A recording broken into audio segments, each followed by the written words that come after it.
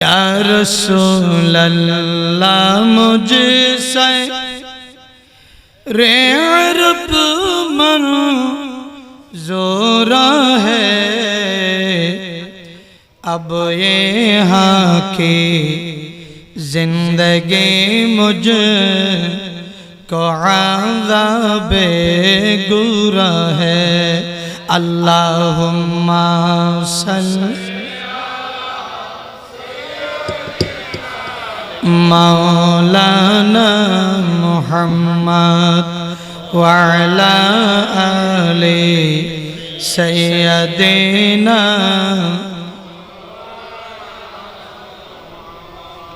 सलातुन या रसूल अल्लाह।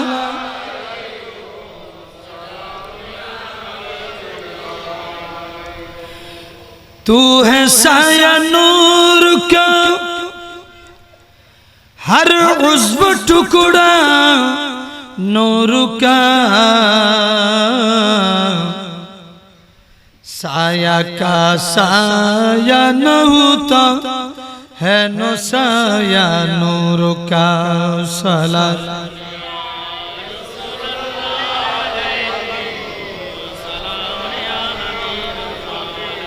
नूर चश्मे फातिमा नी हुसैन बिन अली,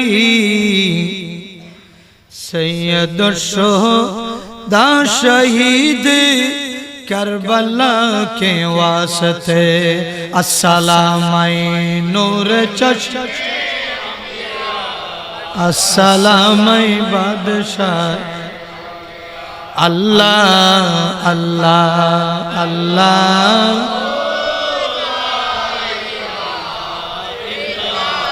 अल्लाह अल्लाह।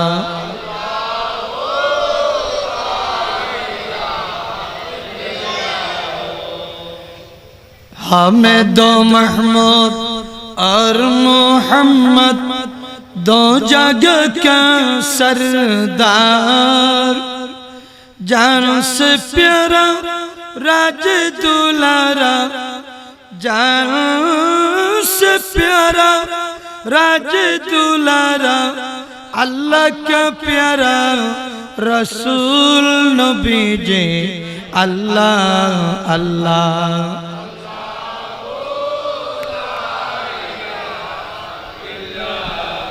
अल्लाह अल्लाह।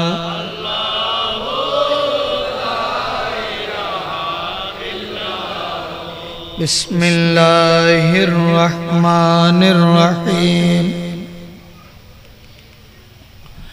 वला तक़ूलू लिमन युक़तलू फ़ी सबीलिल्लाहि अमवात बल अहयाउ वलाकिन ला तशऊरून।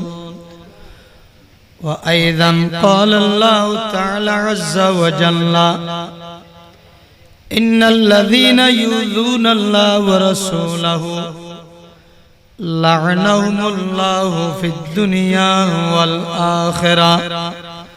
सदक़ल्लाहुल मौलानाल अज़ीम व सदक़ रसूलुहुन नबियुल करीम। रब्बे सल्लि व सल्लिम व बारिक अलैहि। आशिकों का जो अलामत सब तुम्हारा पास है, इसलिए आशिक हुआ मैं, इसलिए आशिक हुआ मैं।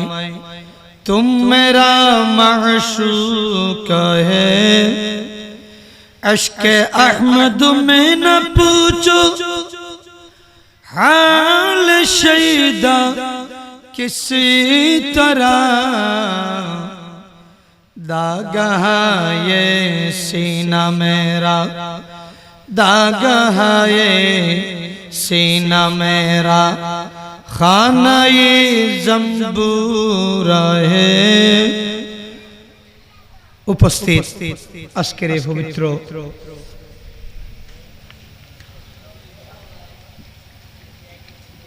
মুহররম চন্দ্র মাসে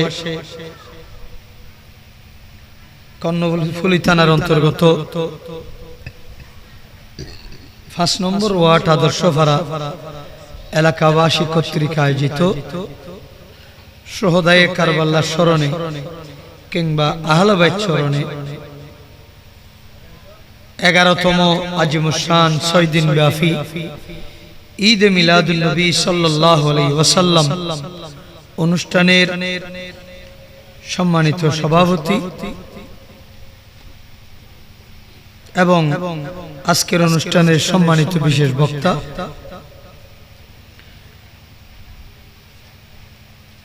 আহমদিয়া আমসুর আলী জামে মসজিদ সম্মানিত খতিব মুকাররম স্নেহভাজন হযরতুল আল্লামা জনাব মাওলানা কফিরউদ্দিন আল কাদেরী সাহেব দামাত বরকাতুল আলিয়া, মাহফিল কমিটির সম্মানিত সদস্যবৃন্দ, কর্মকর্তাবৃন্দ এবং অত্তর জামে মসজিদের সম্মানিত পেশ ইমাম এবং মুয়াজ্জিন সাহেব সহ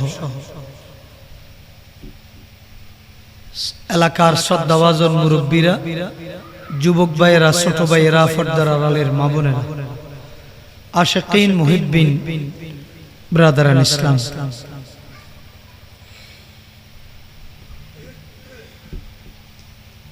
আসসালামু আলাইকুম ওয়া রাহমাতুল্লাহি ওয়া বারাকাতুহু। আল্লাহ পাক রব্বুল আলামিনের দরবারে লাখো কোটি অফুরন্ত শুকরিয়া। প্রতি বছরের ন্যায় প্রায় 11-12 বছর পর্যন্ত এই মাহফিল জারি হয়ে আসছে। যে সমস্ত যুবক ভাইয়েরা মুরব্বীদের সহযোগিতার মাধ্যমে এত বড় একটা আজিমুশান মাহফিল তারা চালিয়ে আসতেছে, আল্লাহ পাক তাদের আয়োজনকে কিয়ামত পর্যন্ত জারি রাখুক। সবাই বলেন আমিন। আজকে প্রথম দিন আপনারা যে উৎসাহ উদ্দীপনা নিয়ে এশারের পর থেকে চলে আসছেন, আল্লাহ রাব্বুল আলামিন আপনাদের মহব্বত, আপনাদের সহযোগিতা, আপনাদের উপস্থিতি ইবাদত এবং সদকায়ে জারি হিসেবে কবুল করুক। সবাই বলেন আমিন। যারা হয়তো এখন আসতে পারে নাই, আসার পথে আল্লাহ জাল্লা শানু সবাইকে আসার তৌফিক দান করুক। আমিন। মা বোনরা যারা চতুর্পাশে আছেন, আপনার আজ থেকে 6 দিন পর্যন্ত যতদিন এই 6 দিন আশুরা পর্যন্ত মাহফিল চলবে, এই 6 দিন আপনারা এশারের নামাজ পড়ে আর কেউ টিভির দরজায় বসবেন না, টিভির সামনে বসবেন না। প্রত্যেকটা মা, প্রত্যেকটা মহিলা ওযু কালাম বানায় এশারের নামাজ পড়ে খানা পিনা খেয়ে আপনারা মুসাল্লায় বসে থাকবেন, নামাজের মুসাল্লায়। আমরা 6 জন আলেমকে 6টা বিষয়বস্তু দেওয়া হয়েছে। এই ব্যাপারে আপনাদের কিছু শিক্ষা নিয়েও দরকার আছে। এত টাকা খরচ করে এখন তো মাহফিল এক একজনের এক নিয়ত, বলেন না ঠিক কিনে?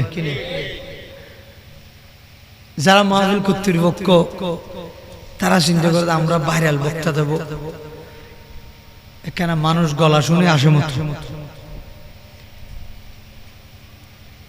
আর যারা ওয়াজ শোনার জন্য আসে তারাও চিন্তা করতেছে কার গলা সুন্দর, তার মাহফিলে বসবো, আর বাকি ওয়াজ শোনার দরকার নেই।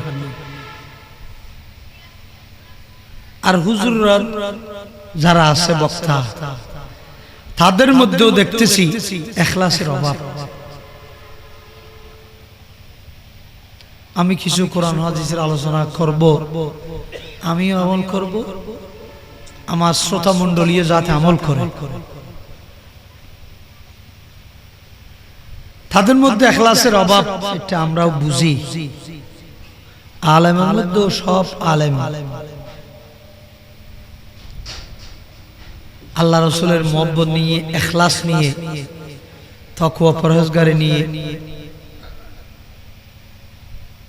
যে বক্তার ভিতর শুধু আমি টাকা রোজগার করব, শুধু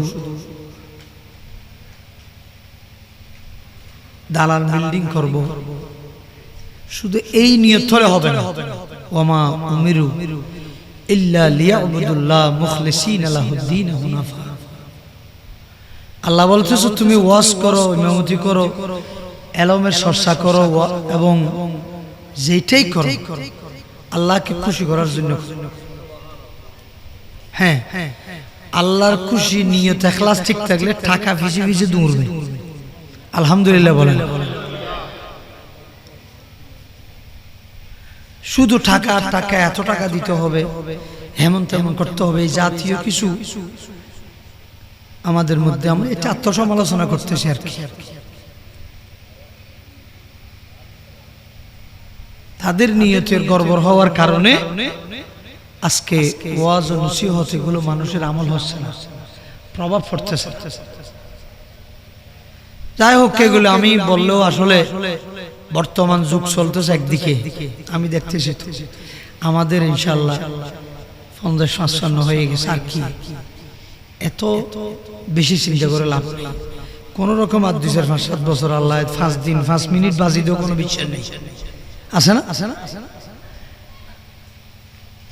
কিছু মাদ্রাসা খেদমত করলাম, কিছু সুন্নিয়তের সংগঠনের খেদমত করলাম, আবার মাদ্রাসা মসজিদ ওগুলো আমি বাড়ির সামনে কবরস্থানের পাশে করে তৈরি করলাম। আমি যাতে কবরের মধ্যে বসে বসে তালাওয়াতের আজান শুনতে পাই মতো রেডি করে নিয়েছি। ইখলাসের ব্যাপারে মিশকাত শরীফের হাদিস, আল্লাহর রাসূল ইরশাদ করতেছেন, সর্বপ্রথম কিয়ামতের ময়দানে শহীদদেরকে আহ্বান করবে, তোমরা আসো, আমি আল্লাহর জন্য কি আনছো? যারা ফরান দিয়েছে, জান দিয়েছে, কোরবান দিয়েছে, আল্লাহ আমি যুদ্ধ করতে করতে শহীদ হয়ে গেছি, তখন আল্লাহ বলছে ক্বালা কাযাবতা, তুমি মিথ্যা বলতেছো, আমাকে খুশি করার জন্য করো নাই, শহীদ হও নাই, বড় বীর মুজাহিদ, বীর বাহাদুর নাম পাওয়ার জন্য, সার্টিফিকেট পাওয়ার জন্য তুমি যুদ্ধ করছো।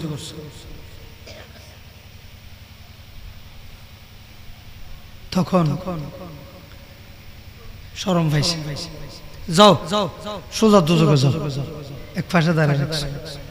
আজি সাহেবকে রাখছে, এদিকে আসো, তুমি কি আনছো আমার জন্য? আল্লাহ 5-7 লাখ টাকা দিয়ে হজ করছি, তোমাকে খুশি করার জন্য না, আজি সাহেব পর জন্য আলহাজ বলার জন্য তুমি হজ করছো, যাও দুজকে চলে যাও, তোমার নিয়ত ঠিক নেই। যারা যাকাত দাতা, বইয়ে না ভাই, তাদেরকে ডাকবে, তোমরা কি আনছো? আল্লাহ কোটি কোটি টাকা যাকাত দিয়েছি। বড় দানশীল, বড় দাতা, যাকাত কথা বলার জন্য তুমি 10 লাখ টাকা যাকাত আনছো, তুমি দিয়েছো মাত্র 1 লাখ টাকা। 1 লাখ টাকা এইটো বাংতি বসে বাংতি টাকা করে মেলা মারছো, নিক্ষেপ করছো, মানুষের মুখ বেড়াই লাইন ধরে দাঁড়ায় থাকো, হে আমি 10টা বাজে যাকাত দিতে আসবো, তোমরা আসবে। এই সকালবেলা থেকে 10টা থেকে দিনের 5টা পর্যন্ত দাঁড়িয়ে আছে, সাহেব আসতেছে, যাকাত দাতা আসতেছে বলতে বলতে কোথায় দূরের খানা, কোথায় কি, বিকেলবেলা 5টা বাজে এসে 50 টাকা যাকাত দিছে। এরকম বহুত যাকাত দাতা আছে না নেই? তুমি সকাল 10টা থেকে দিনের 5টা পর্যন্ত বসে রাখছো যাকাত দেওয়ার জন্য। যাকাত দিছো নাকি মানুষের কাছে শুধু নাম শুনাইছো, ভাইরাল হওয়ার জন্য করছো? যাও সোজা দুজকে চলে যাও। হুজুরদেরকে ডাক, হুজুর, উলামায়ে হক্কানি রব্বানি সবাই আসো, তোমরা কি আনছো? আল্লাহ ইমামতি করছি, ওয়াজ করছি, হ্যাঁ কোরআন তেলাওয়াত করছি, ছেলে মেয়ে পড়াইছি। সবাই নয়, কিছু আলেম আছে আমরা দেখছি জামিয়া মদিয়া আমি 86 সাল থেকে 92 পর্যন্ত কামিল লেবারা করছি দি 2-4 জন মুহাদ্দিস ছিল হোস্টেলে থাকতো গোড়া বছরকে বছর করে দি কোনোদিন বলে না দে আমাকে 500 টাকা চা খরচ দাও বলেনি ও তোমরা আসো আমি রাতের 12টা পর্যন্ত তোমাদেরকে পড়াইতে থাকবো সুবহানাল্লাহ টাকা পয়সা লাগবে না ওদিকেও বুখারী শরীফের খুসুসি ক্লাস করে 10টা পর্যন্ত আবার 10টা থেকে 12টা আবার আলাদা আল্লামা আব্দুল হামিদ রহমাতুল্লাহ আলাইহি মুহাদ্দিস ছিলেন আরেকজন আল্লামা আব্দুর রহমান সাহেব হুজুর ছিলেন আল্লামা মুফতি আব্দুল ওয়াজেদ সাহেব ছিলেন হোস্টেলের মধ্যে আমাদের থাকা অবস্থা ছিল আব্দুল হামিদ সাহেব হুজুর কিবলা আমাদেরকে লেখা পড়ানোর পর মনে হয় 2-3 ঘন্টা ঘুম যাইতেন তারপর তাহাজ্জুদের জন্য উঠে যেতেন প্রতিদিন রাতে 2.5 বছর পর মারা যাওয়ার 2.5 বছর পর হাগড়াছড়ির আমগর বাড়ি ছিল 2.5 বছর পর খবর একটু মাটি নিচে পড়ছে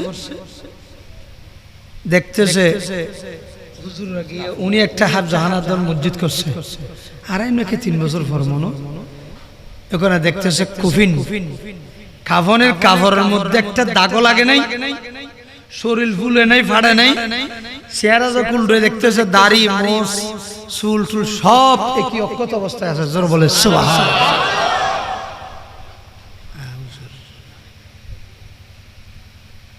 অর্থাৎ একটা ব্যস্তের বাগানে ভরিয়েছে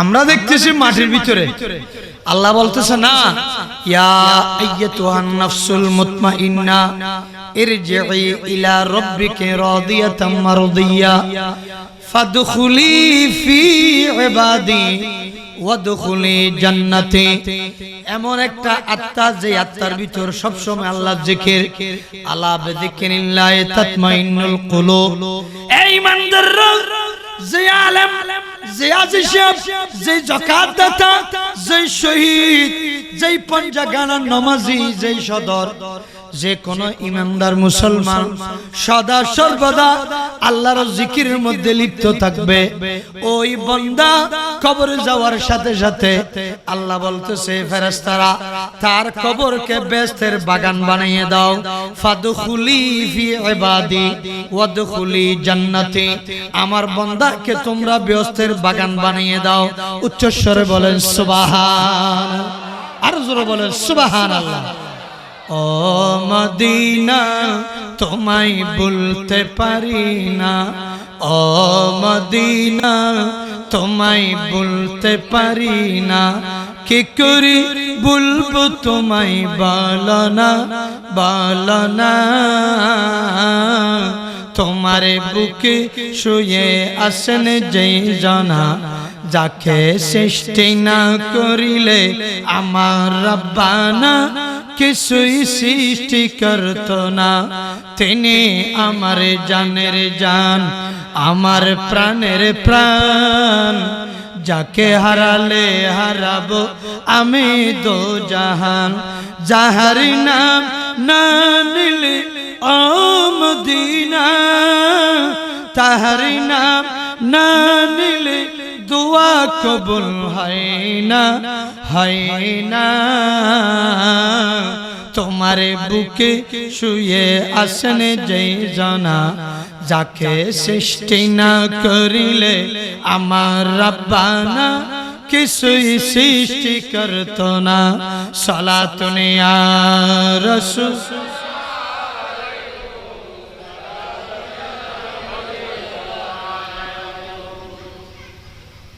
কোরআনে বলতেছে ওয়ামা উমিরু ইল্লা লিয়াবুদুল্লাহ মুখলিসিনা লাহুদ্দিন হুনাফা তোমরা ইবাদত করো দান করো জিহাদ করো শহীদ ওয়াজ করো যাকাত দাও সেটাই করো একটু মনে খেয়াল রাখতে হবে আল্লাহ এবং রাসূলকে খুশি করার জন্য ওয়াজ করো নসিহত করো জুমা পড়ো কোরআন তেলাওয়াত করো ফুয়া পড়ো ছাত্র লেখাপড়া শিক্ষা দাও যেটাই করো না কেন যাকে আমি আল্লাহ রাসূলকে খুশি করার জন্য দ্বীনে খেদমতের উদ্দেশ্যে আমি করব, এই নিয়তটা আলেম বা বক্তা ইমাম সাহেবদের অন্তরের মধ্যে থাকতে হবে। যদিও বা সংখ্যায় হম, এই হম সংখ্যক তাদের উসিলেই তাদের দোয়ার বরকত আজকে দুনিয়াটা কি রাখছে, অক্ষত অবস্থায় রাখছে। জোরে বলেন সুবহানাল্লাহ। বেজাল বেজাল প্রত্যেক কিছু বেজাল, সদর হাসে গেল বেজাল, মুলরি হাসে গেল বেজাল, ফিরির হাসে গেল বেজাল, বলেন না ঠিক কিনা? আজি সাহেবের হাসে গেল বেজাল, জগৎ দৈন্যের হাসে গেল বেজাল, ফ্রুট কিনতে গেলে এটাও বেজাল, তেল কিনতে গেলে এটাও বেজাল। এটি না কি যে কত্তুন এসছে দে গাট্টি বাজি কত্তুন ফেরাই ফাড়াই দেন ওখানে ব্যাগ গেম বেজাল খানার তুন খেয়ে হতো বেজাল ঠিক আমি কি দিয়ে মাথা না ঠিক কিনা তো এতটুকু বেজাল। আমিও বেজাল তুমিও বেজাল, বেজাল সারা কিছু নাই। আখেরি জমানার মানুষ বেজাল বেজাল জিনিস খায়। ফোসা মাছ তাজা করে ফাঁস লাগাই লাগাই, ইসা মাছে ফেরাক ঢুকাই, বিদেশত ফাটায়। ঠিক আছে না? মুসলমান ওর বাঙালি বেশি বুদ্ধি, বাঙালিদের মধ্যে সোরা বুদ্ধি বেশি, বেশি বুদ্ধি কিন্তু বেশিরভাগ সোরা বুদ্ধি। বড় বড় জ্ঞানীও আছে আমাদের মাঝে, কিন্তু সৎ জ্ঞানী নয়, কুশিক্ষা নয়, সুশিক্ষা নয়, কুশিক্ষা বেশি। বলে না ঠিক কিনা? কুশিক্ষা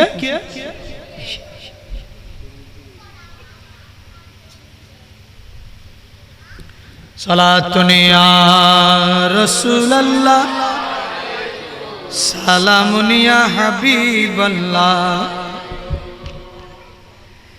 কোন পুরুষ মানুষ যদি কোন নারীকে সম্মান দেয় তাহলে বুঝতে হবে সে পুরুষ কোন সম্মানী নারীর পুত্র।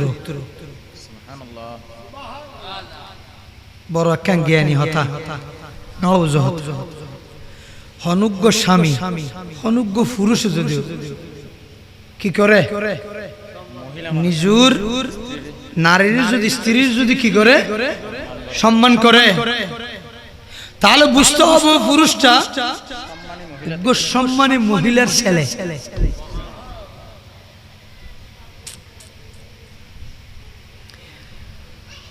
কেননা একজন সভ্য মা তার সন্তানকে সভ্যতা শিক্ষা দেয়। মা যদি পরহেজগার হয়, মা যদি নামাজি হয়, মা যদি বাবা যদি কোরআন তেলাওয়াতকারী হয়, মা বাবা যদি হক হালাল ব্যবহারকারী, হক হালাল আহারকারী হয়, তাহলে ছেলে মেয়েও সভ্য হবে। সুবহানাল্লাহ বলেন না? জমিও জল এক খাওয়া সত্ত্বেও করলা তিক্ত হয়। করলা মানে তিতা করলা আরে এসব বলেন না ঠিক কিনে? জমিনও ঠিক আছে, আবার পানিও ঠিক আছে, কিন্তু করলাই ব্যতীতে কর। একই জমিনও থেকে পানি ভিতর কুশলের একটা ডাড়াল উইয়ে গাছ উইয়ে কুশলিয়ান মিডিয়ে এসো কুশলিয়ান কি আক আক মানে কুশল, কিন্তু হরলাকে ঠিক হিরো ঠিক আছে না? তুই হদে হদে জলের কারণে নয়, বীজের কারণে হয়। এ ফানের দোষ ন, মেড়ির দোষ ন, এটা তিতা হরলার মুরো জীবের রুই বেতো দিতে এসব মাথা না ঠিক কেনা হয়। জীবে ফানিও ঠিক আছে, মেড়িও ঠিক আছে, কিন্তু রুই তো হরলার মুড়িয়েন কি তিতে তুই গাছ লাগাত বাহাতে বাহাতে আরা গাছ বেগ্য বাই, কিন্তু এই গাছ নির্দিদের কি দে তিতে হরলা দোষ হার ও বেশি বেশি অনারা তো গোসালার ভালা শিখিল তাহলে ভালো বংশ বংশহীন আসমান উত্তর নয়। অনেক নমাজ সত্য করতে হক হালাল খাইতে খাইতে লেখাপড়া করতে করতে আস্তে আস্তে অনর স্বভাব চরিত্র অনর রক্ত শুদ্ধ জীবিক ডর করে কেন করি সৎ নিয়ত সৎ মনোভাব সৃষ্টি করো।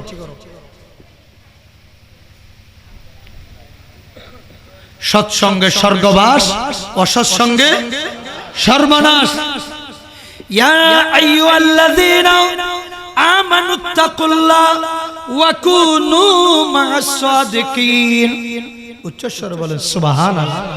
হে ইমানদার, তোমরা আমাকে ভয় করো ভালো মানুষের সাথে, উত্তম চরিত্রবান আদর্শ মানুষের সাথে উঠা বসা করো। ফালা তাকুদ বাদা যিকরা মাআল কওমিজ জালিমিন।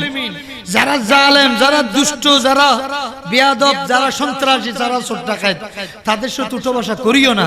তার মানে বেয়াদব, সন্ত্রাসী, চুরি ডাকাতি, অবৈধ মদ গাঁজাগুলো কাটতে কাটছে, এগুলো আসছে ইজিপ্ট থেকে। নাউজুবিল্লাহ। কাটতে কাটছে ইজিপ্ট থেকে। ইজিপ্টের বাপ কিন্তু সাহাবী ছিল, তার বাবার মধ্যে আদর্শ ছিল। কিন্তু ইজিপ্টের ভিতর দুনিয়া লোভ ঢুকার কারণে, ক্ষমতার লোভ ঢুকার কারণে, সে নারী, বাড়ি এবং গাড়ির পাগল হওয়ার কারণে ইজিপ্টের চরিত্র ভিন্ন হয়ে গেছে। জোর বলেন নাউজুবিল্লাহ। এখন এই সৌদায়ে কারবালা মাহফিল আমরা কেন করব? অর্থাৎ হুসাইনি আদর্শ আমাদের ভিতরে আসতে হবে।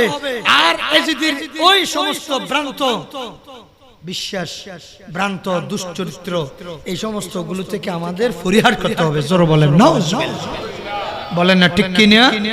এই দুইটা চরিত্র, একটা সুচরিত্র আর একটা কুচরিত্র। সুশিক্ষার এবং কুশিক্ষা। সুশিক্ষা ভাবো আমরা হোসাইনের আদর্শ থেকে, আর কুশিক্ষা পাচ্ছি ইজিদের আদর্শ কি থেকে? চরিত্র থেকে। বলেন না ঠিক কি না? তো আমরা আসছি কেন এত কষ্ট করে? তাহলে আমি এই কথাটা এমনি বাসমান বলতেছি না। কোরআনে বলতেছে তাকুল্লাহ ওয়া কুনু মা'আস সাদিকিন। তোমরা আমাকে ভয় করো আর ভালো মানুষের সাথে, ওলিদের সাথে, শহীদদের সাথে, সিদ্দিক আকবরের সাথে, আম্বিয়া কিরামের আদর্শের সাথে তোমরা একটু অনুসরণ করো। জোরে বলে সুবহানাল্লাহ। আবু জাহেল, আবু লাহাব কত বেয়াদবি করছে, ইজিদ কত বেয়াদবি করছে। এমন বেয়াদবি তারা, এক নম্বরে তারা নবীর সাথে এবং আওলাদ রাসূলের সাথে বেয়াদবি করছে। বলেন না ঠিক কি না? আজকে আমাদের বর্তমান যুগের ইহুদি, নাসারা, হিন্দু বর্গবারও আবু লাহাবের নাম রাখছে, আবু জাহেলের নাম রাখছে কেউ, ইজিদের নাম রাখছে কেউ। কিরে, ইজিদ তো মুসলমান দেওয়া, আর ইজিদের খালতো ভাইও আমাদের মাঝে অনেক আছে। এসব আসে নাই? আছে। ইজিদ কি কিছু বলে তারা চেহারাটা খালা করি ফেলে। কিরে আমার মা, তারার ভিতরে ইজিদের কষ্ট আছে। একে বড় করে নাউজুবিল্লাহ না বল। আসো তো। এরা কারা? যারা সৌদায়ে কারবালাকে মুহাব্বত করে না। বাস। বলে না ঠিক কি না? আমি নাম বলবো না, সবকিছু আমি কেন বলবো? আপনারা কিছু তালাশ করেন না কেন? ঠিক আছে না? হত্যা যারা আহলে বাইত চরণে মাহফিল নগরে, এটা সাদা দিত বলি স্যার আলাগুরি ফেলে। এসব মাত্র ঠিক কিনা? ওদিন কি তু তারা গদিলে দুয়া দুই গজি এসব আনা না ঠিক কিনা? হে ইমানদাররা, ইমাম হুসাইন যদি গদি নিয়ে যদি খাড়াখাড়ি করতেন অথবা গদির লোক থাকতো, তিনি কোনোদিন মহিলা নিয়ে, ছোট বাচ্চাদের নিয়ে কারবালার মাঠে কুফের মধ্যে আসতো না। কারণ কেন না? কারণ মহিলারা যুদ্ধ করতে পারবে না, ছোট বাচ্চারা যুদ্ধ করতে পারবে না। ওই হুসাইন রাদিয়াল্লাহু তাআলা আনহুকে 100-150 সিঁড়ি দিয়ে দাওয়াত দিয়েছে বিদায়। হযরত ইমাম হুসাইন সৈয়দুশ শুহাদা, তিনি কারবালায় কুফায় আসার সময় কারবালায় এসে যুদ্ধ করছে। তাহলে বোঝা যাচ্ছে ইমাম হুসাইন গদির লোভ করে নাই। ইমাম হুসাইনকে একটা কুচক্রী মহল তাকে, কারণ সরল মুসলমান আসলে বেশি আঘাতপ্রাপ্ত হয়। বলেন না ঠিক কিনা? যারা সরল তারা কিন্তু যে কোনো কারো কথাই বিশ্বাস করে। বলেন না ঠিক কিনা? আমি একদিন ফটিকছড়ি থেকে মাহফিল করে আসতেছি, রাতে 2টা বাজে। ফকিরনিহাট ফেলে কিছু যাওয়ার পর দুইজন মানুষ রাস্তার উপর আবদার তুলে দিয়েছে। ড্রাইভারকে বললাম, ড্রাইভার একটু তাদেরকে তুলে নাও, কোনো বিপদগ্রস্ত হয়েছে মনে হয়। তো ড্রাইভার বলল, হুজুর এরা তো রাত্রে মানুষ তোলা উচিত নয়। হয়তো তারা মাঝখানে হয়তো মহিলা দাঁড়ায় রাখতে পারে, আপনাকে ডাকাতি করতে পারে, হাইজ্যাক করতে পারে, এরকম আসলে কারো কথা এত সরল মনে করে সাহায্য করাটা উচিত নয়। আরে বাজি আর বাড়ি সন্তান আনোয়ারা এডি কিছু রাজি করি শরীর একখানা সোজা সরল মনে করি সাইদি চুলি লওয়ানোর হদ্দু জনের পরে একজন 8 দাও দিবসী আর একজন ড্রাইভারের দাও দিবসী এটা ফেসাব করি উগ্গয় ফেসাব করে দিয়ে ঘাড়ে ভিতরে কিরে তখন আই ডাক্কা মারি ইরিতের বাদ দিয়ে ফেলাই দিল, ড্রাইভারও ফেলাই দিয়ে আর গই বের ফেলাই দেওয়ার ড্রাইভারও হয়তো কি বুঝিলেন হ্যাঁ দু ওয়াজ গড় তুটি দিলি ওয়াজ কি আয় ওয়াজ করে দিয়ে মানুষের উপহার করো, বিপদগ্রস্ত কেন সাহায্য করো, এসব মাথা না ঠিক কেনে এত ওয়াজ গড় তুটি দিলি খিতাম আয় ওটা সোজা সরল মানুষ ইতেলে ফেসা করে হদি যুক্ত ফেসা কিলে করে হনসাই আর আয় তো টান না হয় হদিতে মথায় লোট গিয়ে মথায় কি দে লোট গিয়ে জিয়ার কারণে হদিতে অনড্ড দে ফেসা করে দিতে অনড্ড দে করো না রাস্তা করে দিতে গণ্য ভাই বড় করি নাউজুবিল্লাহ না হইবেন না আসলে সরল মনে করি দুঃখ হেলেম কেন মাথা না ঠিক কেনে হন ইমাম হুসাইন রাদিয়াল্লাহু তাআলা আনহু আসলে ওই দুঃখ খাওয়ার কারণ হলো আসলে কেন অনেক রহস্য আছে। 1 নম্বর রহস্য হলো আহলে বাইত কোনদিন গদির লোভ করে না। দ্বিতীয় রহস্য হলো ইমাম হুসাইন রাদিয়াল্লাহু তাআলা আনহু হযরত আমির মুয়াবিয়া রাদিয়াল্লাহু তাআলা আলী রাদিয়াল্লাহু তাআলা আনহু তাদের আমল থেকে আস্তে আস্তে গদি নিয়ে খেলাফত নিয়ে দূরত্ব সৃষ্টি হচ্ছে, বলেন না ঠিক কিনা? এরপরে আমির মুয়াবিয়া হযরত আলীকে কিছু সম্মান করছে, আবার মাঝে মধ্যে অসম্মান করছে, কিন্তু দেখা যায় হযরত হুসাইন রাদিয়াল্লাহু তাআলা আনহু আসলে হযরত আলী শহীদ, আবার হযরত হুসাইন শহীদ, হযরত ওমর শহীদ, হযরত ওসমান যুন্নুরাইন শহীদ, সিদ্দিক আকবর শহীদ নয়, স্বাভাবিক মৃত্যু। জোরে বলে সুবহানাল্লাহ।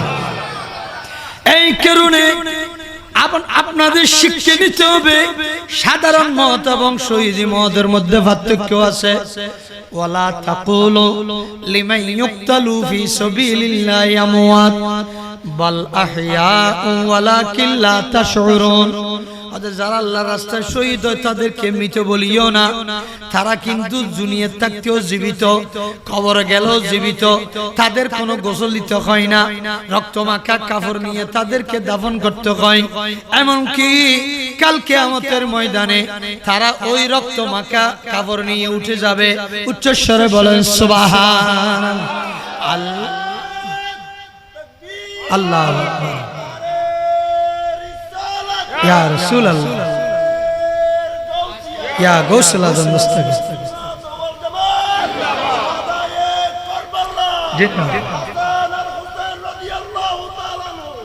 জিন্দাবাদ। তোলি হোসেনের চিন্তা করছে আমার আব্বা শহীদ হয়েছে, আমার ভাই হাসানও মিশানো খানা খাইয়ে শহীদ হয়েছে।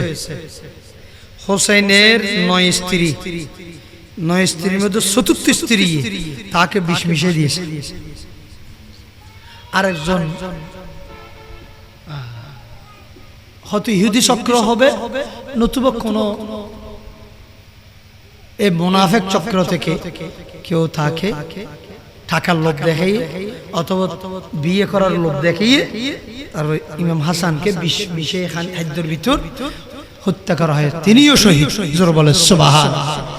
আবার সিদ্দিক আকবর রাদিয়াল্লাহু তাআলা আনহু শহীদ।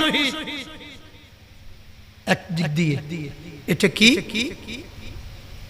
হযরত আবু বকর সিদ্দিক রাদিয়াল্লাহু তাআলা আনহু গার সুরের মধ্যে রাসূলের হিজরতের রাতে যখন অবস্থান করতেছে, ওখানে অনেকদিন দীর্ঘদিন পর্যন্ত যে সর্ব অবস্থান করছে, আমি রাসূলের সাথে সাক্ষাৎ করব, আল্লাহর সাথে মুখ আলোচনা করে আল্লাহ আমি রসুলকে দেখতে চাই, আমি রসুলের খেদমত করতে চাই, আমি একটু এক নজর রসুল দেখতে চাই। অতএব তুমি সর্বক্ষণে গারে সুরের মধ্যে গিয়ে বসে থাকো। আমার রসুল হিজরত করার সময় সিদ্দিক আকবরকে নিয়ে ওখানে অবস্থান করবে। আল্লাহ ইলমুল গায়ব জানে না জানে? আবার ও গায়েব নবীকেও শিক্ষা দিয়েছে। ও গায়েব কাকে শিক্ষা দিয়েছে?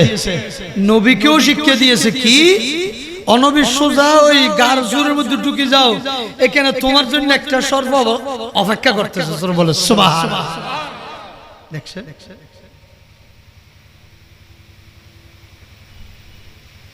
अव्वल आखिर सब कुछ जाने देखे करीब बईद गायब की खबर देने वाला अल्लाह का प्यारा हबीब नबी जी अल्लाह अल्लाह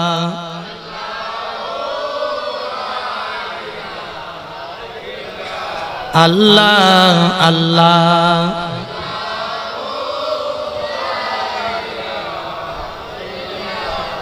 हजरत আবু বকর সিদ্দিক রাদিয়াল্লাহু তাআলা আনহু ওই গর্তের ভিতর রাসূলকে নিয়ে কোলে নিয়ে যখন অবস্থান করতেছে, তখন তোলে ইলমুল গায়ব সর্বর ভিতরও আল্লাহ দিয়ে দিয়েছে।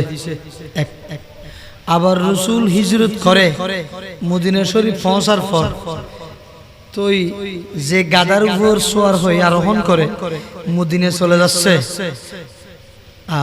সনিয়াতুল বেদা নামক স্থানে আরবের যুবক সমাজ, ছোট ছোট শিশুরা নাতে রসুল ভর্তে ভর্তে নিয়ে গেছে আমার রসুলকে। জোরে বলে সুবহানাল্লাহ। তালাআল বদরু আলাইনা মিন সানিয়াতিল ওয়াদা ওয়াজাবা শুকরু আলাইনা মাদা লিল্লাহ বিদা মাদা লিল্লাহ বিদা। জোরে বলে সুবহানাল্লাহ। এই নাচ ফরে ফরে মদিনাবাসী আমার রসুলকে নিয়ে যাচ্ছে। রসুল গাদার উপর সওয়ার হয়েছে। তখন মদিনাবাসী সবাই চাচ্ছে যে কি রসুলকে, কেউ বলছে আমার ঘরে আনবো, আর কেউ বলছে আমার ঘরে আনবো, আর কেউ বলছে আমার ঘরে আনবো, প্রথম যে ঘরে ঢুকবে আমি ধন্য হব, এরকম বলতে বলতে সবাই আশা করে আছে। কিন্তু রসুল বলছে আমি কার ঘরে যাব এই ফাসলাটা আমি গাদার উপর দিয়ে দিলাম। জোরে বলো সুবহানাল্লাহ। হ্যাঁ বুঝিনি, ওট অথবা গাদা যে কোনো একটা হবে। তখন সাথে সাথে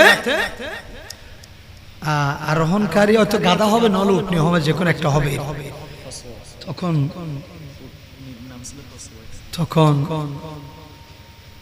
সোজা হযরত আবু আইয়ুব আনসারী রাদিয়াল্লাহু তাআলা ঘরে নিয়ে নামাই দিলেন। জোরে বলে সুবহানাল্লাহ। কিরে এখানে কেন নিয়ে আসছে? ওখানে 1000 বছর আগে যে খ্রিস্টান বাদশা আমার রাসূলের উপর কলমা পড়ছে, 1000 বছর পূর্বে তিনি একটা চিঠি দিয়েছিলেন। ওই চিঠি হযরত আবু আইয়ুব আনসারী রাদিয়াল্লাহু তাআলা হাতে ছিল। ওই উট গিয়ে ওই ঘরের মধ্যে নামাই দিয়েছে রাসূলকে, কিন্তু রাসূল উটকে কিছু বলে নাই। অথচ এরপরে খসওয়া নামক এসে এটা তখন করছে কি, সবাই অবাক। রসুলকে আর কেউ দোষারোপ করতে পারে নাই। আর রসুল আমাদের এখানে আসে নাই, ডনমাইনসুরি কেনে গেছে, ঘুরি ফিরি কেনে গেছে, কিচ্ছু বলতে পারে। ওদের সোয়ারি যেখানে নিয়ে গেছে ওখানে রসুল গেছে। বলেন না ঠিক কিনা? তুমি কেন জানো ওখানে যে রসুলের সিডি আছে? হয়তো ইলমুল গায়ব আমি চার ভাইয়া জানোয়ারকেও আল্লাহ দিয়েছে ইলমুল গায়ব। জোরে বলে সুবহানাল্লাহ। আর আমাদের মানুষ হয়ে মুফাসসির মুহাদ্দিস হয়ে আন্তর্জাতিক খ্যাতি সম্পন্ন মুফাসসির কইও অনেক বাতিল বারকার মোল্লারা বলতেছে নবীর কাছে ইলম গায়েব নাই অবেকুব এই উটনি কসবা থেকে জিজ্ঞাসা করো এই তুমি কিভাবে জানো আবু আইয়ুব আনসারীর ঘর এখানে এবং তার হাতে সিঁড়ি আছে এবং তুমি রাসূলকে সুজানি ওখানে নামিয়ে দেবে তুমি সারিফাইয়ে জানোয়ার কয়ে কিভাবে বুঝতে পারছো আরে বেকুব উঠে বলতেছে উলাইকা কাল আনআম বাল মাদল হযরত সারফাইয়া জানোয়ারের চেয়ে আবার দুই পাইয়া জানোয়ার মানুষের চেয়ে সারফাইয়া জানোয়ার উত্তম জোরে বলে সুবহানাল্লাহ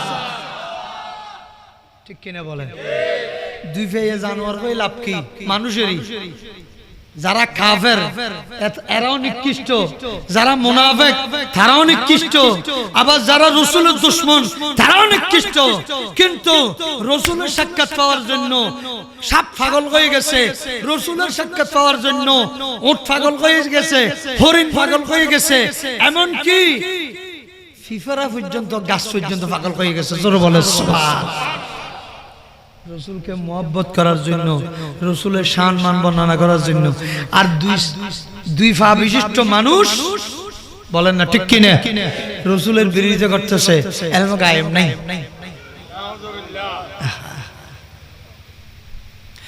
এই কারণে হযরত আবু বকর সিদ্দিক রাদিয়াল্লাহু তাআলা আনহু যখন আস্তে আস্তে কামড় দেওয়া শুরু করলো প্রত্যেকটা গর্তের ভিতর ফাড়া খাবার দিতে দিতে দিতে সব শেষ করে ফেলছে আর কোন শুধুমাত্র সতর ডাকার জন্য যে খাবার সিলিটা আছে পরনে বাদ বাকি খাবার ছিল ওখানে গর্তের মুখে মুখে দিয়ে ফেলছে গর্ত বন্ধ করে দিয়েছে ওই কারণে হযরত সিদ্দিক আকবর রাদিয়াল্লাহু তাআলা আরেকটা গর্তের ভিতর পা লাগায় রাখছে খাবার সফর নাই গর্ত বন্ধ করার জন্য তখন এমন ভাবে তার কাপড় ওনার পায়ের মধ্যে আঘাত করলো যখন বিষে এমন ভাবে সারা শরীর যখন ছড়িয়ে পড়ছে আবু বকর সিদ্দিক রাদিয়াল্লাহু তাআলা আনহু ডুলি পড়ে গেছে রাসূলের পাশে রাসূল কি ব্যাপার আবু বকর তুমি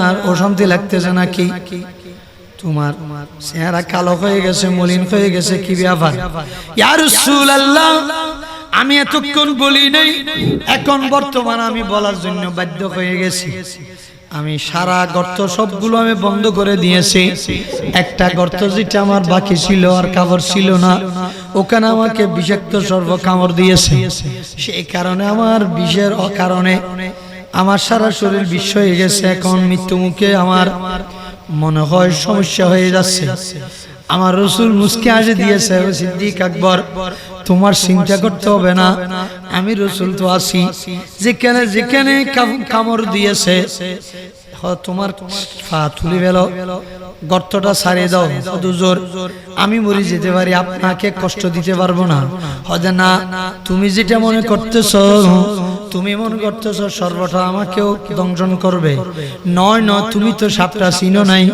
ওই সাপ তোমাকে কামড় দিয়েছে দে দুশমনি করে নয় হত্যা করার জন্য নয় আমি রাসূলের সাথে সাক্ষাৎ করার জন্য ওই সব সুযোগ না পাওয়ার কারণে ওই সর্ব তোমাকে আঘাত করছে তুমি তাড়াতাড়ি মুখ ছাড়িয়ে দাও গর্তটা তুলে দাও এখন ওই সর্ব তোমার বিষগুলো আবার নিয়ে ফেলবে চিন্তা করতে হবে না ওই সর্ব ফুট করে যখন বের হয়ে সাথে সাথে আমার রাসূলের সামনে মাথা নত করে মুখ দিয়ে বের করে দিয়েছে সালাতু আসসালামু আলাইকা সাইয়্যিদি ইয়া রাসূলুল্লাহ আসসালাতু ওয়াসসালামু আলাইকা সাইয়্যিদি ইয়া হাবিবাল্লাহ তখন যখন সালাম দিলেন আমার রাসূলের থুতু মুবারক সব মুবারক সিদ্দিক আকবর রাদিয়াল্লাহু তাআলা আনহুর যেখানে কামড় দিয়েছে ওখানে থুতু মুবারক বাজা দেওয়ার সাথে সাথে বিষাক্ত সর্পের বিষগুলো পানি হয়ে গেছে উচ্চস্বরে বলেন সুবহান कौन देता है देने को मुँह चाहिए देने वाला है सच्चा हमारा नबी सबसे आओ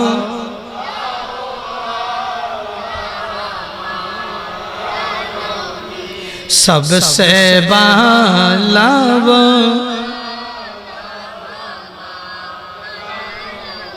উচ্চস্বরে বলে সুবহানাল্লাহ। এটা কেন বললাম? আবু বকর সিদ্দিক শহীদ, কিন্তু ওই 20 দিন আর কোনো কার্যকর করতে পারে নাই। উনি সুস্থ, ইন্তেকালের আগে ওই বিষগুলো প্রতিক্রিয়া শুরু করছে।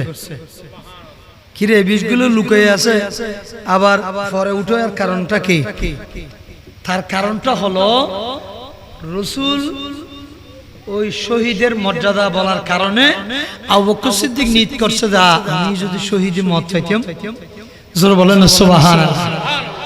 হযরত সিদ্দিক আকবর শহীদ মতের একটু কামনা করার কারণে, আরজু করার কারণে ওই সিদ্দিক আকবর সাপের বিষের কারণে এই যে মারা গেছে, মারা যাওয়ার আগে বিষটা আবার পুনরায় বৃদ্ধি ঘটলো, তখন তিনিও শাহাদাতের মর্যাদা পেয়েছে। জোরে বলেন সুবহানাল্লাহ। আমার রাসূলের শহীদের মর্যাদা পেয়েছে। আমার রাসূলকে কেউ হত্যা করতে পারে নাই। আবু জাহেল অনেক চেষ্টা করছে আমার রাসূলকে হত্যা করার জন্য, শহীদ করার জন্য, কিন্তু আমার আল্লাহ বলতেছে আমার বন্ধু যদি শহীদ হয় এটা পয়গম্বরের মধ্যে কি হবে? অসম্মানী হবে। বলেন না ঠিক কিনা? উত্তম হলেও শহীদি মর্যাদা, কিন্তু আমার নবীকে আমি শহীদের মর্যাদা এটা দেব না। তবে শহীদের মর্যাদা দেব তলোয়ারের মাধ্যমে নয়। এক ইহুদি বেদিন মহিলা রাসূলকে দাওয়াত দিয়ে বিষ মিশানো খানা খাওয়াইছে দুশমনি করে। তখন ওই রাসূল একসাথে সাহাবী একটা ছিল, একই খানা খেয়ে সাহাবীটা মারা গেছে, কিন্তু আমার রাসূলের কোনো বিষ প্রতিক্রিয়া হয়নি, কার্যকরিতা আসেনি। ওই বিষটা লুকানো ছিল, আমার নবী ইন্তেকালের আগে করে ওই বিষটা প্রতিক্রিয়া শুরু হয়েছে। ওই বিষের কারণে আমার রাসূল দুনিয়াতে ইন্তেকালের আগে, তার মানে আমার রাসূল যে আশা আরজু করছে শহীদ মত, আল্লাহ ওই আশাটা পূরণ করছে রাসূলের ভিতরে। জোরে বলে সুবহানাল্লাহ। যাই হোক, হযরত ইমাম হুসাইন রাদিয়াল্লাহু তাআলা নূর ভিতরে ছিল আমি শহীদ হব, আমার আব্বা শহীদ হয়েছে নামাজের ভিতর, আমি আলী আমি হুসাইনও শহীদ হব, আমার ভাই হাসানও শহীদ হয়েছে, আমি হুসাইনও শহীদ হব। কিন্তু সেই কারণে ১৫০০ অথবা ১২০০ অথবা ১৫০ চিঠি হযরত ইমাম হুসাইন রাদিয়াল্লাহু তাআলা আনহুকে দেওয়ার কারণে হযরত ইমাম হুসাইন সভা পরামর্শ করলেন, আহ্বান করলেন, পরামর্শ সভা করলেন, আসো আমাকে ১৫০ কেনা ছিড়ে দিয়ে কুফার পক্ষ থেকে।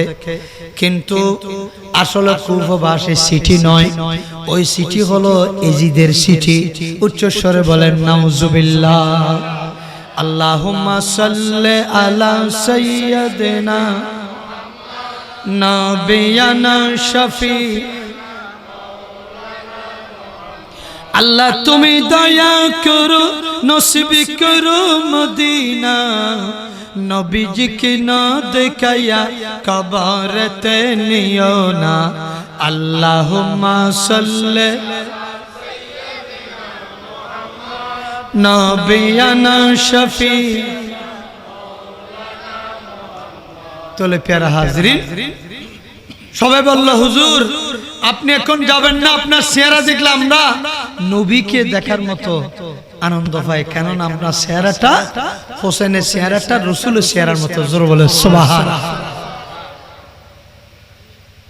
হয়তো আমি কি করব? তারা শেষ চিঠিতে বলছে যে কি, হোসাইন তুমি যদি না আসো তাহলে আমরা এজিদের হাতে বায়াত হব, কিয়ামতের ময়দানে ব্যাপারে যদি কোনো জবাবদিহি করতে হয় তাহলে আমরা আল্লাহর কাছে বলবো, আল্লাহ আমরা তোমার রাসূলের নাতি হোসেনকে দাওয়াত দিয়েছিলাম ফির হিসেবে আসার জন্য, খেলাফত নিয়ে আসার জন্য, কিন্তু হোসেন না আসার কারণে আমরা পরিস্থিতির শিকার হয়ে বাধ্য হয়ে এজিদের হাতে বায়াত গ্রহণ করছি। এখন আমাদের কি করার আছে? এখন এজিদ যখন জুলুম করতেছে, এজিদ যখন অন্যায় অত্যাচার করতেছে, এটার জন্য দায়ী ইমাম হুসাইন। আমরা কিয়ামতের ময়দানে এইভাবে বলে ফেলবো। এখান থেকে আরেকটা জিনিস শিক্ষা নেবেন, আগামী 8-10 মাস পর, 1 বছর পর, 2 বছর পর ইলেকশন আসবে, কিছু বলেন না আসবে না? আসবে। এই এজিদ কুফাবাসী হোসাইনের এই শিক্ষা থেকে আপনারা একটু শিক্ষা নিন। কারণ ইমাম হুসাইন চিন্তা করতে, আমি যদি না যাই তাহলে তারা এজিদের হাতে বায়াত গ্রহণ করবে। এজিদ যদি প্রেসিডেন্ট হয়, খলিফা হয়, তাদের উপর যদি অত্যাচার হয়, তাহলে তো এটাও আমাকেও জবাবদি করতে হবে। আমি যাই, তাদেরকে একটু আগে আমার পক্ষে আনি। কিন্তু আসলে তাদেরকে নিয়ে এসে এজিদ। সেই কারণে ইমাম হুসাইন তিনি তো সহজ সরল মানুষ, এজিদের মতো সুরাবুদ্দিন মুনাফিকি ছিল না। ইমাম হুসাইনের ভিতর সে সরল মনোভাব নিয়ে এলাকাবাসী, তার প্রতিবেশী, আত্মীয় স্বজনকে জবাব দিলেন, আমার তকদিরে যা আছে তা ঘটবে, কিন্তু আমি তাদের সিরিজ জবাব অনুযায়ী আমি তাদের সৎ নিয়ম নিয়ে তাদের খেদমতে আমি চলে যাব। তখন মুসলিম বিন আকিল দাঁড়িয়ে গেলেন, হুজুর এখন আপনি যাবেন না, তাহার স্বাস্থ্য ভাই, আমি আগে গিয়ে আপনার তাদের অবস্থাটা দেখি, আমি চিঠি পাঠিয়ে আপনাকে বলি দেব আসার জন্য না আসার জন্য। আমি তথ্য সংগ্রহ করার জন্য কিছুদিন সময় দেন, আমি আগে একটু ওখানে গিয়ে পর্যবেক্ষণ করি কুফাবাসীর অবস্থাটা। এই কথা বলার পর ইমাম হুসাইন একমত হয়েছে, লিখিত একটা খেলাফতনামা দিয়ে ইমাম মুসলিম বিন আকিলকে পাঠিয়ে দিয়েছেন। ওই সময় মুসলিম বিন আকিলের 2 ছেলে ইব্রাহিম আর মুহাম্মদ, তারা 2 জন বাপের সাথে যাওয়ার জন্য কি করলো, উৎসাহ প্রকাশ করলেন। তখন বাবা বলতেছে, বাবা আমি তোমাদেরকে নিতে পারবো না, ছোট ছেলে নিয়ে আমি ওখানে কষ্ট করব, তোমরা তোমাদের মার কাছে চলে যাও, আমি ইমাম হুসাইনের প্রতিনিধি হয়ে যাচ্ছি, ওখানে আমার উপর বিপদ হইতে পারে, আপদ হইতে পারে, এটার কোনো নিশ্চয়তা নাই, তোমরা চলে যাও। হযে না, তোমার উপর যা ঘটবে আমরাও বরণ করে নেব। ওই কারণে হযরত ইমাম মুসলিম বিন আকিল সোজা চলে গেলেন। কিন্তু আসলে ছেলেরাও 2 জন একসাথে চলে গেছে, কিন্তু পিছনে পড়ে গেছে, বাবার সাথে যেতে পারে নাই, ফতের মধ্যে ফত হারাই ফেলছে, তারা বিভিন্ন বিপদগ্রস্ত হয়ে গেছে। তখন মুসলিম বিন আকিল দেখলো, ওখানে গিয়ে দেখতেছে প্রথমে তার অনুকূলে ছিল, এরপর আবার তার প্রতিকূল হয়ে গেছে। সমস্ত 40,000 মানুষ মুসলিম বিন আকিলের হাতে বায়াত হয়েছে। আবার 15-20 দিন পরে তাদের পরিবেশ কিন্তু ভিন্ন হয়ে গেছে, পরিবর্তন হয়ে গেছে। ওই সময় মুসলিম বিন আকিলকে শহীদ করা হলো। এই ঘটনায় এর আগে ইমাম হুসাইন রাদিয়াল্লাহু তাআলা নূর কাছে তিনি লিখিত সিডি ভাড়া দিয়েছে, ইমাম হুসাইন তুমি আসতে পারবে, আমার এই কুফার মধ্যে এখন 40,000 মুরিদান হয়েছে, আপনি আসার জন্য পরিবেশ হয়েছে। এরপর দিনে তাকে ঘিরে ফেলছে এজিদ বাহিনী, অথচ এজিদ বাহিনী মুসলমান, একই সাথে ঘিরার পর তাকে ঘেরাও করে, এই মুসলিম বিন আকিল তুমি চলো, আমাদের এজিদের হাতে তোমার বায়াত গ্রহণ করতে হবে।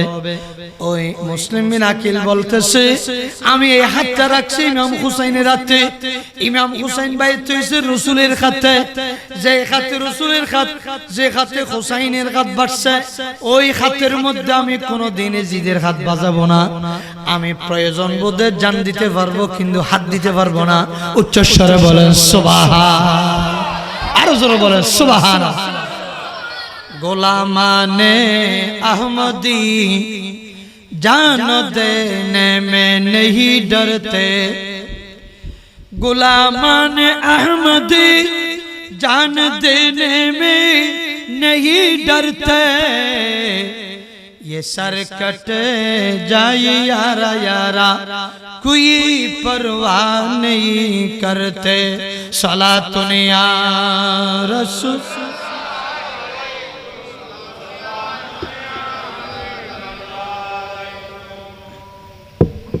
জান দেব, হাত দেব না।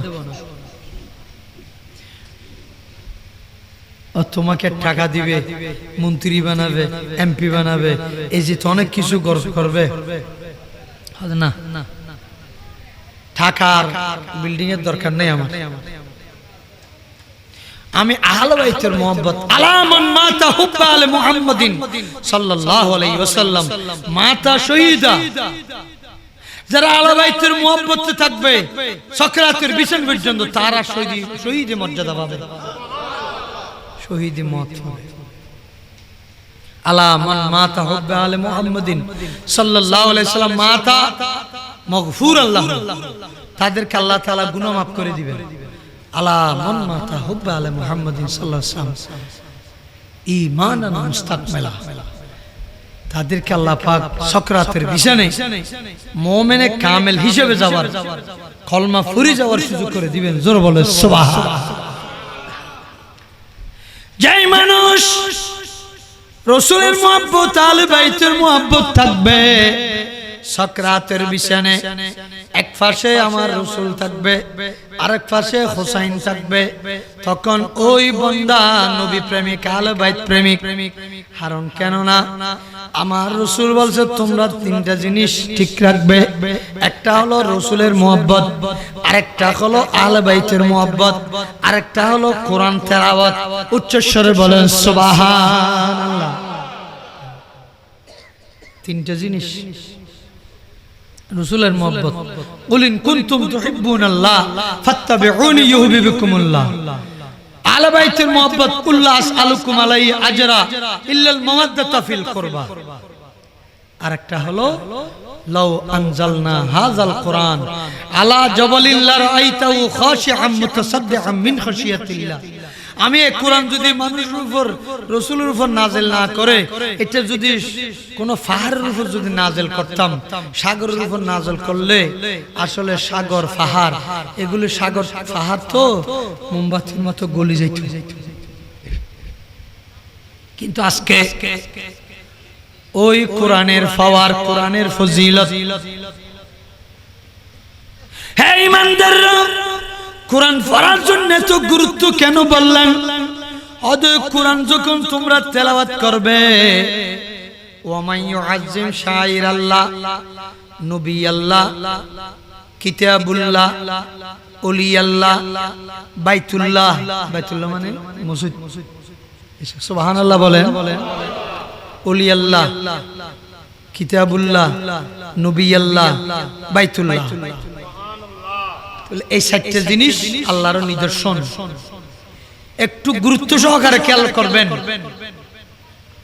নবী দেখলে আল্লাহর কথা স্মরণ হয়, কোরআন দেখলে ফললে আল্লাহর কথা স্মরণ হয়, ওলি চেহারা দেখলে আল্লাহর কথা স্মরণ হয়, এবং মসজিদ দেখলে, খানে কাবা দেখলে আল্লাহর কথা স্মরণ হয়। জোরে বলে সুবহানাল্লাহ। নবীকে দেখবেন না, খানে কাবা সবাই দেখতে পারবেন না, কিন্তু প্রতিদিন দেখার একটা জিনিস আছে, এটা হলো কিতাবুল্লাহ, কোরআন শরীফ। সুবহানাল্লাহ, নহদ ডরে যে জিনিসটা অন্ততপক্ষে ফললে দেখলে আল্লাহর কথা স্মরণ হবে।